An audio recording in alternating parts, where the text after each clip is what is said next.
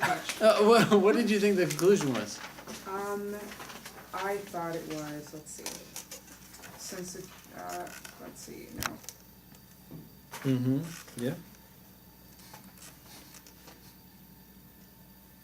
Yeah, I guess some researchers hypothesize that each. That's exactly right. Some research hypothesized that each is a key word here. What does that mean? That both of them have adapted genetically. Both of them have adapted genetically. They both went to their respective places and started adapting genetically. And what was the main reason why this person thinks that both, or these researchers think that both species, or both, what should I say, both populations have adapted genetically to its distinct habitat? Because they didn't interbreed and one inhabited the deep areas. Yes, and one other thing.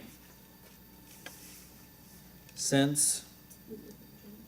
Yeah, they're different genetically. Yeah, so they are different genetically, right? Right. So, I mean, you have the two groups, and their genes are different. So one thing that could happen is they could have started out the same, right? And then one stayed the same, and the other changed. Right? That's very possible. But this person is saying, no, they started out the same, and they both changed. One went that direction, and the other went that direction, in terms of the genes, right? Right. And so, if we can come up with any other reason as to why their genes are different than this one, that's going to weaken the argument, right? Now, we're trying to strengthen it, so we could get rid of alternative explanations.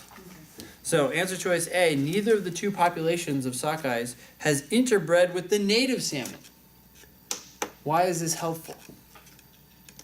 Because it would essentially account for one of the weakeners. Yes. So, If one of them had, right, what would happen? that would have been basically, that would be ruining their argument, saying that they were genetically different because of the different places they inhabited. Yeah, they didn't necessarily adapt to their habitat. Instead, they changed because they interbred. Right.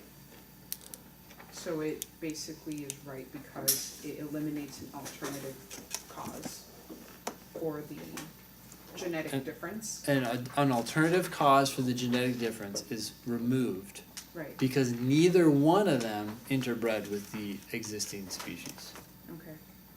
or the native species or whatever. What answers were we debating? Yes? B. B. When the native salmon in the lake were numerous, they comprised two distinct populations that did not interbreed as well.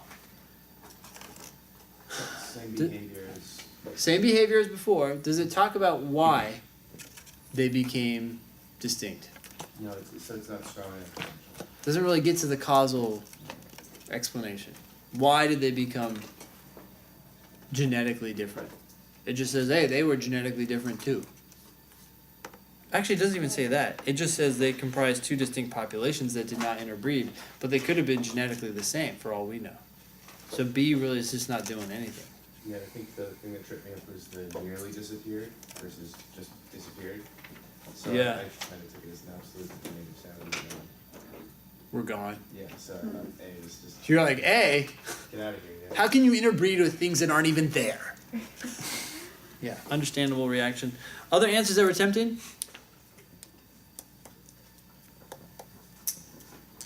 No.